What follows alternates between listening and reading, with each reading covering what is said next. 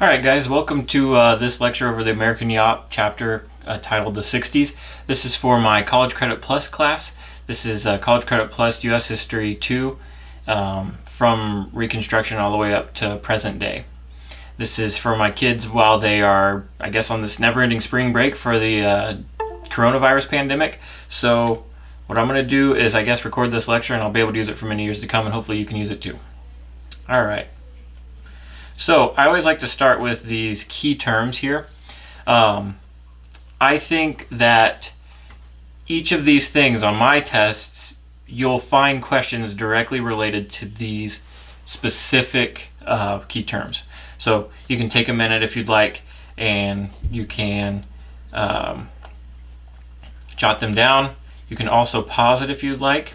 I can make my screen a little smaller, and I'll let you jot them down. So again, you may want to pause it, but I'll move on.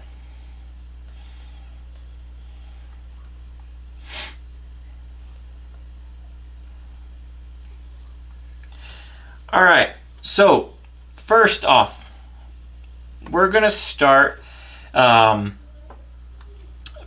talking about the election of Kennedy versus Nixon. The most notable event in this whole election was their televised debate. It was the first debate of their kind televised between two presidential candidates. The debate focused on domestic policy and provided Kennedy with an important moment to present himself as a composed, knowledgeable statesman. In contrast, Nixon was an experienced guy, experienced politician, an experienced debater, but he just seemed sweaty and defensive. And so it's easy to say that these debates could have possibly been the reason that hurt Nixon and had him lose this election. Let's see, Kennedy bested Nixon. He beat Nixon by less than 1 percentage point, okay? Now, these guys were trying to pull the U.S. out of a Great Depression, a recession, the worst one since the Great Depression. Nixon thought that private enterprise was the best way to go about that, kind of doing things to allow businesses to kind of spend more money, kind of make things a little easier, I guess you could say, for the businesses. And Kennedy wanted more federal programs. Kennedy wanted to put these programs in place to help, I guess, limit what sort of things businesses could do, and also help kind of give the average person some sort of hand in how things go on.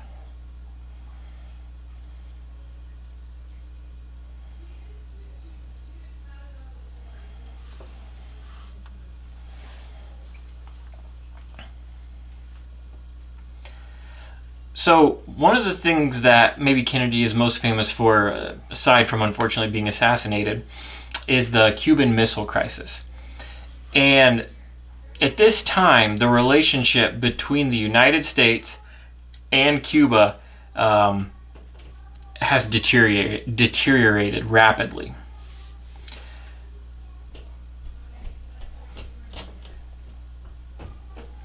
So October 19th, 1960, the United States instituted a near-total trade embargo to economically isolate the Cuban regime. And in January 1961, the two nations broke off formal diplomatic relations.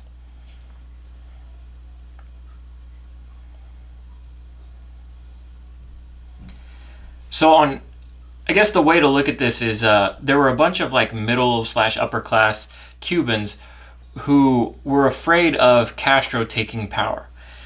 Castro, I believe he would be a communist or socialist at least. He was wanting to sort of like have the government step in and take away some of the land from these more middle/upper class Cubans.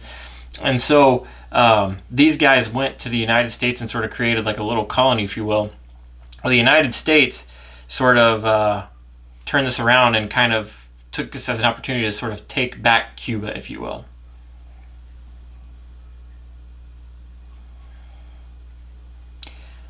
So what happened in this, the outcome of the Bay of Pigs, was that the failed invasion, it was a failed invasion, gave Castro some legitimacy. So it kind of made everyone believe, hey, this guy might be able to do something. This guy might be able to lead us. And it was probably a bad situation for America and the Cuban relationship. Give me just a second.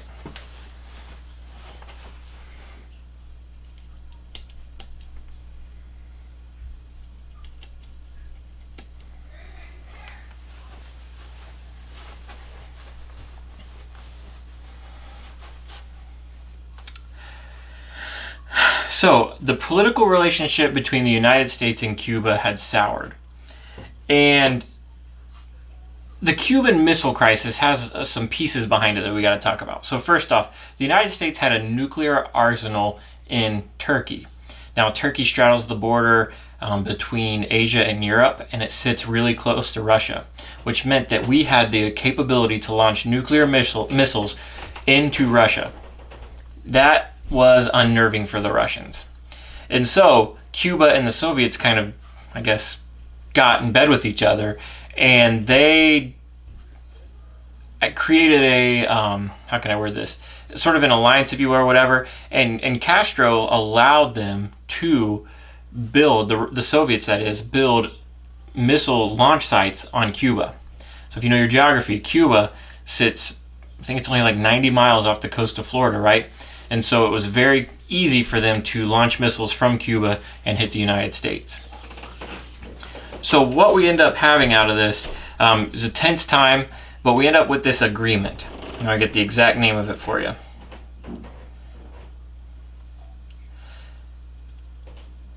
Over the course of the next several days, the world watched in horror as the United States and the Soviet Union hovered on the brink of nuclear war.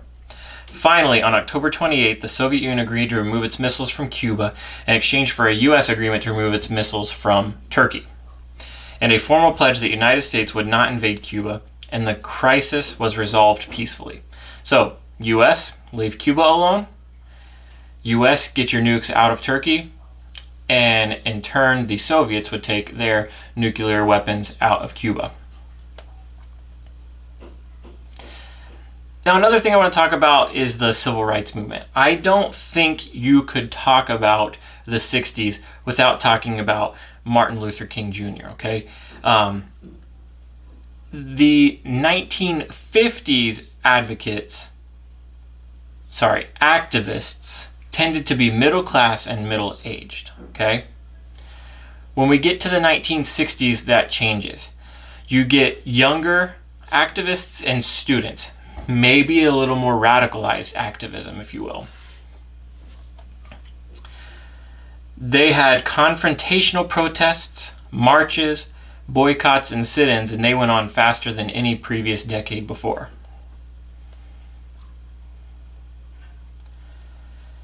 So, the Greensboro sit-ins, 1960s we're talking about. Our textbook says this is when the tone of the modern civil rights movement changes.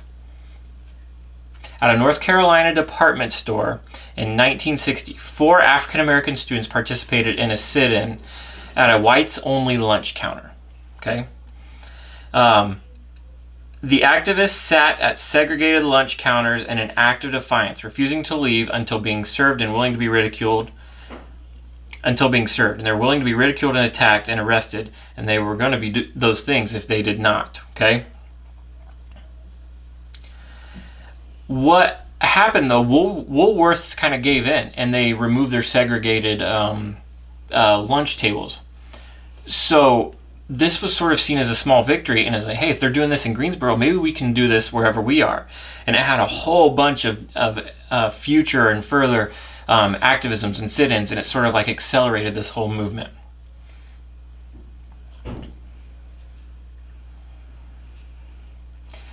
Now, a bolder variation of the sit-ins are the freedom rides. And basically what these guys did is they organized interstate bus rides, so rides that would go all through different states in the U.S. And it was that the Supreme Court had decided to outlaw segregation on public buses and trains. And so what they were going to do is sit in these buses and ride them throughout the U.S. and specifically the southern U.S. and see if this would be enforced, I guess, by local police. Okay.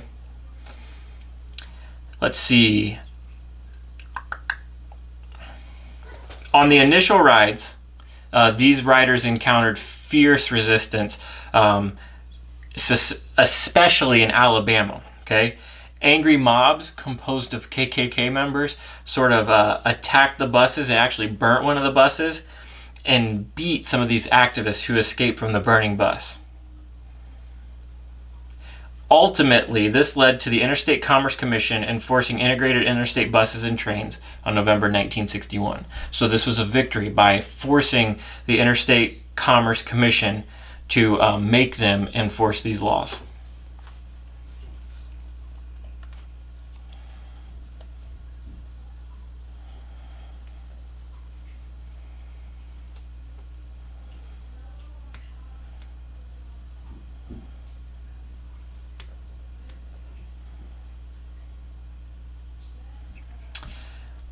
So we have the Albany Movement and the Student Nonviolent Coordinated Committee. The Albany Movement had some Christian elements to it, and they felt like that everyone is of equal worth in God's family, and no man may discriminate against or exploit another. Okay. Martin Luther King Jr. is sort of a guy who comes out of this, I guess, Albany Movement. Okay.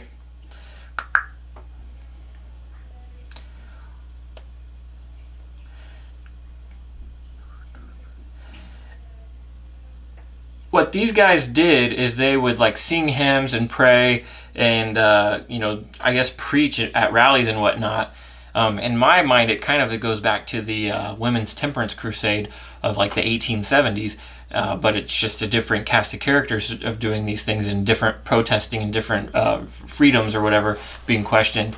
But this is a sort of spin on the sit-ins and adding a Christian element to it, which in the South, Christianity was, specifically Baptist, was a very big religion.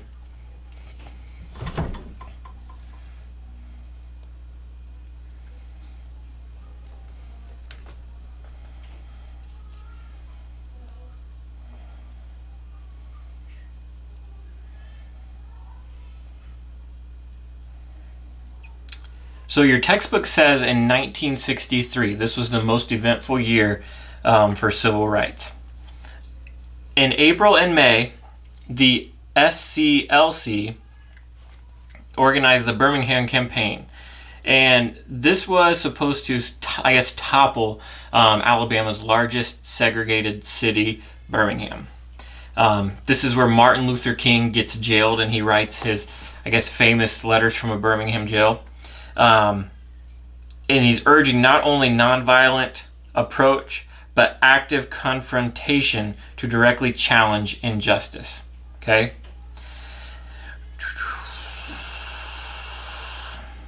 What this does for Martin Luther King is it adds to his reputation, but this is also when you see some of the video from the Civil Rights era with the African Americans getting sprayed by hoses and attacked by dogs. This is where a lot of that footage comes from.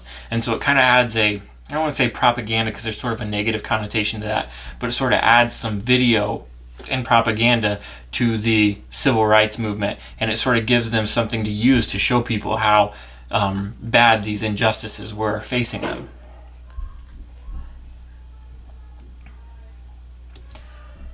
What comes out of this is Birmingham yielded and agreed to desegregate public accommodations in the city. This is a pretty good victory for the civil rights leaders and movement. Now, if you've seen Forrest Gump, you know what this one's coming from. This is the March on Washington. August 1963, civil rights legislation, school integration, and an end to discrimination by public and private employers, job training for the unemployed, and a raise in the minimum wage. Okay?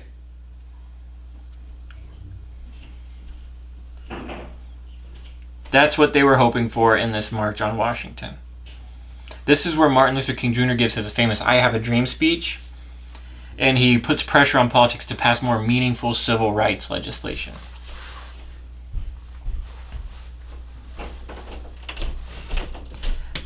Kennedy offered support for civil rights bills, but he didn't really want to put a lot of Southern political capital into it, and he did not want to. You coming down here? Yeah. What? I need to ask you something. I can't stop right now. I'll be right up, okay?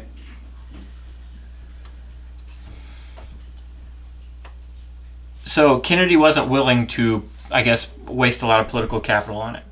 And so the bill stalled in Congress. But then in November 22nd, 1963, President Kennedy was assassinated in Dallas. Okay? And what we have next is President Lyndon B. Johnson taking over. And he gets sworn in on Air Force One. I'm not sure if on the next slide, yeah, I do have a picture of that. So on the next slide, you'll see Lyndon Johnson getting sworn in on Air Force One with Jackie Kennedy.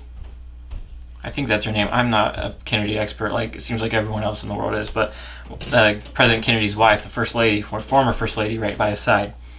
And Johnson sort of sympathized with the civil rights group. He was raised from poverty. He was sort of the opposite of Kennedy, where Kennedy had this like aristocratic upbringing. Johnson was sort of the opposite, raised in Texas Hill Country. He was ruthlessly ambitious and keenly conscious of poverty and injustice. He idolized FDR, and he wanted to, I guess, champion this cause, the civil rights cause, if you will, and maybe even more human rights causes. All right. The Civil Rights Act of 1964. Let's talk about this one. This comprehensive act barred segregation in public accommodations and outlawed discrimination based on race, ethnicity, gender, and national or religious origin. Coverage of the first march prompted President Johnson to present the bill that became the Voting Rights Act of 1965, an act that abolished voting discrimination in federal, state, and local elections. So far, those two, Civil Rights of 1964, Voting Rights of 1965, and the Civil Rights Act of 1968. In 2 consecutive years, landmark pieces of civil rights legislation were passed. This was a big victory for civil rights leaders. And finally, the Civil Rights Act of 1968 outlawed discrimination in housing, which was a big deal. So, Johnson and the Great Society. On a May morning in 1964, President Johnson laid out sweeping vision for a package of domestic reforms known as the Great Society. He wanted to uplift racially and economically disenfranchised Americans.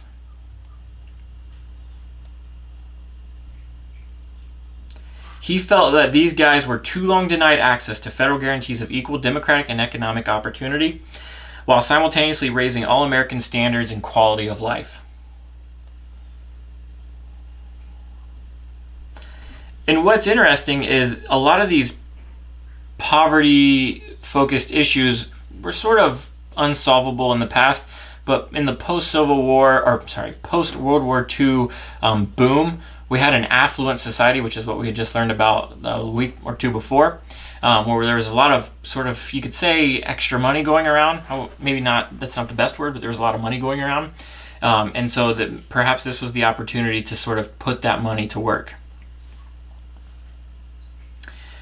He established the first federal food stamp program. Medicare and Medicaid would ensure access to quality medical care for the aged and the poor. In 1965, the Elementary and Secondary Education Act was the first sustained and significant federal investment in public education, totaling more than $1 billion. So maybe you right now are sort of cursing that act because you have to do this for school, but it really does have some good effects on society, furthering education. Let's see. Let's talk about the Economic Opportunity Act, okay?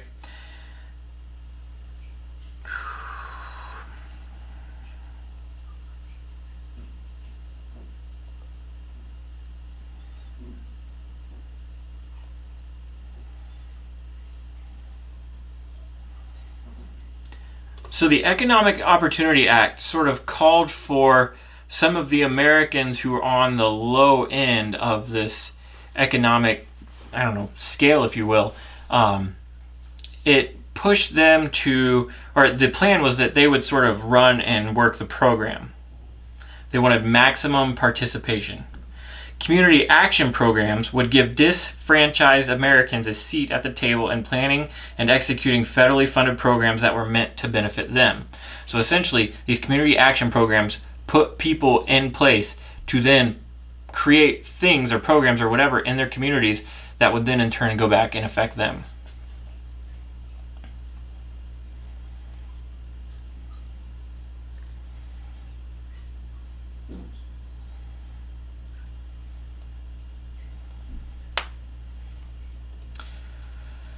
So Johnson came into office on fire. He was just doing things left and right. But eventually his programs began to stall. Days after the Voting Rights Act, race riots broke out in Los Angeles, in the Watts neighborhood. And local African Americans were frustrated with residential segregation, police brutality, and racial profiling. And that summer, waves of violent protests rocked America. These resulted in deaths and injuries. 2 summers later, Newark and Detroit also had riots. The phenomenon of white flight, when whites in metropolitan areas, so whites in cities, fled to the suburbs, often resulted in resegregated residential patterns. Limited access to economic and social opportunity in urban areas bred discord. So you have the white flight, people leaving these inner cities or these cities. With them goes their money, and with them often goes their jobs as well, move out of the city. And you have what's left is this vacuum where the money of the white men who had those jobs is gone. And so then there's no money in the city communities to kind of further on and push these, pay for education, schools, other, sort of public projects. Now let's talk about the origins of the Vietnam War, because this was a problem for Johnson in his presidency. So during the post-war period of decolonization, in the 60s, we had a whole bunch of nations demanding independence from their colonial, sure there's a word for it, but they're like colonial parents, or the people that are, the countries that are in charge of them. They want some independence. The Soviets backed a lot of these movements, and this was sort of scary for Americans. There was this idea, this thing called the domino theory, where if you had one country fall to communism, another would fall, and another would fall, just like dominoes stacked up. If you knock over the first one, the next one falls, so on and so forth, right? And they were pledging to confront any sort of revolutions that were aligned against Western capitalism. And again, most of the colonial countries, say Germany, Spain, France, they were Western cultures, or capitalist cultures, right? That capitalist countries that the Soviets were not wanting to succeed. So after the communist takeover in China in 1949, the United States financially supported the French military's effort to retain control over its colonies in Vietnam, Cambodia, and Laos. So the French were in charge of Cambodia, Vietnam, and Laos. Between 1946 and 1954, France fought a counterinsurgency campaign against the National Viet Minh forces led by Ho Chi Minh. So the French were having a hard time. There was a Geneva Peace Conference that split Vietnam into 2 parts. The United States feared a communist electoral victory, and they blocked the elections. So this temporary partition became permanent. And the U.S. put in this prime minister. They kind of sort of put him into power. Diem, I can't really say his full name. He lived in the United States, and he was a committed anti-communist.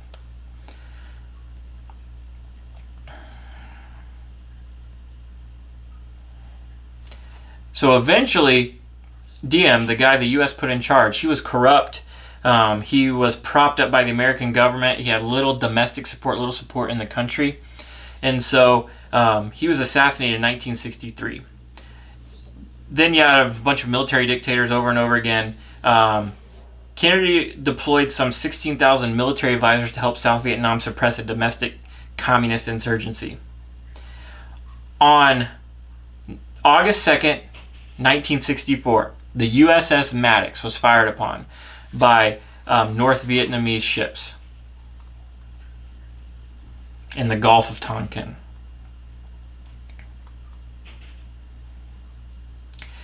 This led to America passing the Gulf of Tonkin Resolution, granting President Johnson the authority to deploy the American military to defend South Vietnam.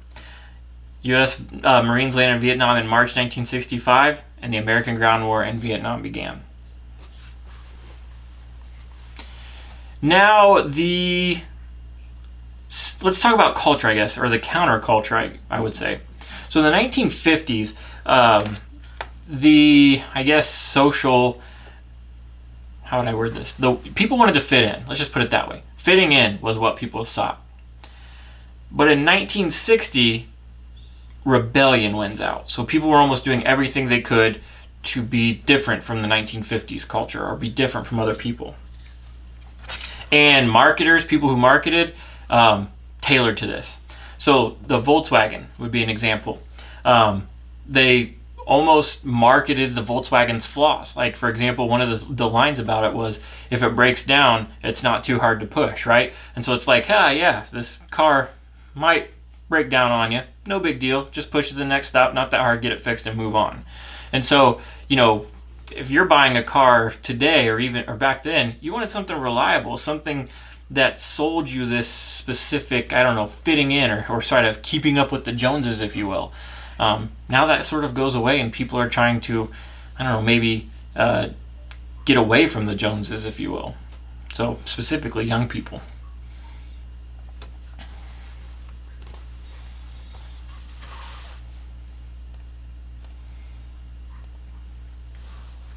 Conservative cultural norms were falling everywhere. In the 1950s, women wore the poodle skirts, maybe more conservative sweaters and whatnot. But in 1960s, women wore less restrictive clothing. Capri pants became popular, skirts became shorter. And a decade plagued by social and political instability, the American counterculture also sought psychedelic drugs as its remedy for alienations. So white middle-class teenagers turned to drugs like LSD. Now, I've read books where it says this is sort of what leads to the actual war on drugs, because it was white kids who got involved in drugs. In the past, certain drugs were, I believe, like morphine or heroin, was specifically a African American drug. And some scholars argue that, people didn't really pay too much attention to that. It was something else, something out there. It wasn't affecting their homes. They just wanted it to stay away from them. But when it started affecting white kids, that's when we have a change in the approach and the attitude towards drugs.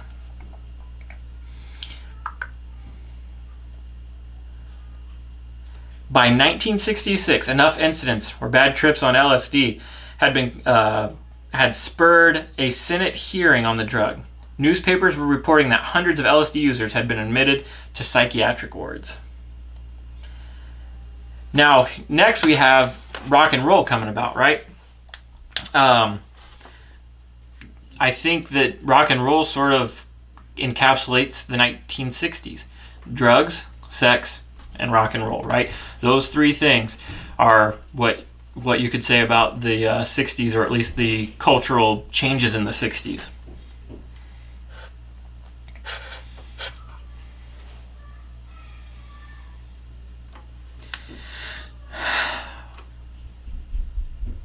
$100,000 youth descended on San Francisco for the utopic promise of 1967's Summer of Love. 1969's Woodstock concert in New York became shorthand for the new youth culture and its mixture of politics, protest, and personal fulfillment.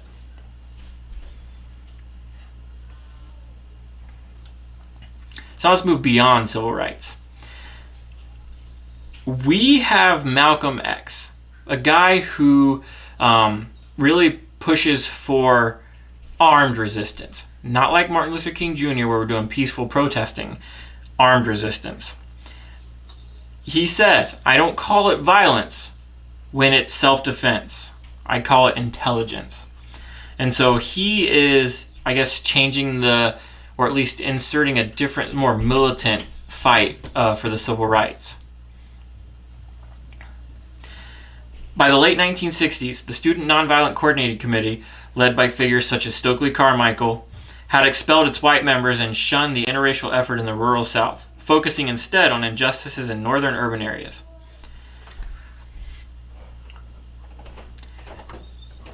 These guys the Student Nonviolent Coordinating Committee, go to the Democratic National Convention, and these guys were turned away from the doors. This leads to, let's see.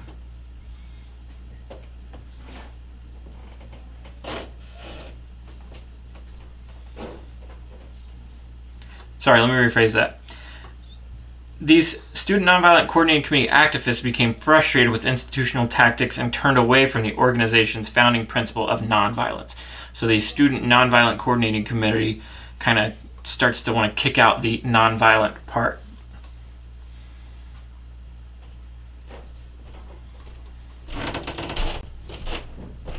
Carmichael at a rally comes up with the rallying cry that you can even hear to this day of Black Power.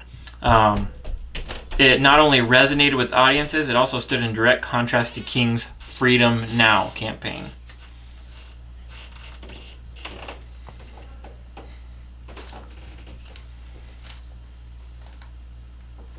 So eventually you have the Black Panthers that come out of this.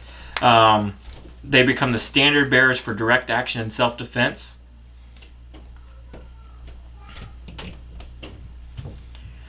These Black Panthers worked in local communities to have like sort of survival campaigns, I think is what they called them, which is things to help the African American community, I guess, survive, provide food, clothing, medical treatment, drug rehabilitation. They focused on modes of resistance that empowered Black activists on their own terms. We have the Chicano movement as well, Cesar Chavez and the Nonviolent Tactics for Grape Workers, and Rodolfo Corque Gonzalez. These guys sort of did other civil rights things for the Spanish or Mexican Americans, Latin Americans, or I guess it wouldn't be Latinos in the United States.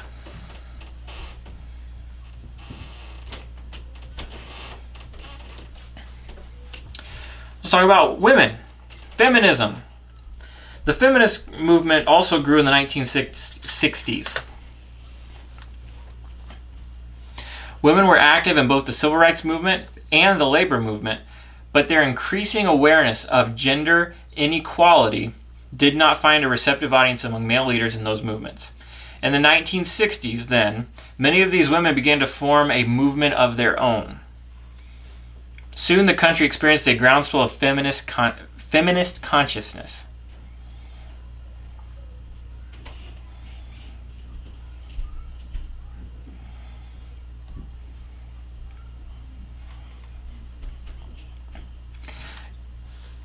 Then we have this book by Betty Friedan. It's called The Feminine Mystique. And I guess to give you an idea, it essentially pointed out that housewives were kind of unhappy in their current situation. And by her publishing that, it sort of, I guess, normalized these feelings of unfulfillment that many, many women had, but they often like kind of kept to themselves or just didn't make it into other rooms and other houses. And so it sort of, I guess, made it a problem that all housewives shared. And it sort of pushed them to, I guess, fight for more equality. No longer would women allow society to blame the problem that has no name That's what she called the sadness or whatever that the women had in unfulfillment in their houses. The problem that has no name, on a loss of femininity, too much education, or too much female independence and equality with men. Finally, let's talk about environmentalism. Oddly enough, I just watched a documentary on the Unabomber, and I found it kind of interesting because this is where a lot of the stuff that Ted Kaczynski sort of internalized when it came to his, I guess, reason for bombing universities and airlines and sort of like the intellectual elite in our nation. And he was really fighting industrial society because it was sort of destroying mankind and nature and environment and all that stuff. And so let's talk about this book called Silent Spring. Now, without even reading the book, you can sort of get an idea of what might be going on. Like today, it is April 2nd. I walk outside, I see birds, I hear birds, I'm sorry. You can hear all sorts of birds and insects and everything chirping. But if we don't check, I guess, the impact Americans had on the environment, all these things might go away and we would have a silent spring. And so this brought to an environmentalist movement, I guess you could say, had emerged in America. Silent Spring stood out as an unparalleled argument for the interconnectedness of ecological and human health. Basically, pesticides, which she talks about, posed a threat to human health, and their overuse threatened the ecosystems that supported food production.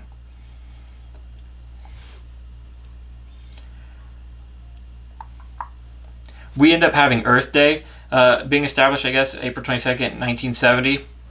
And there was a decade of lawmaking that significantly restructured American government.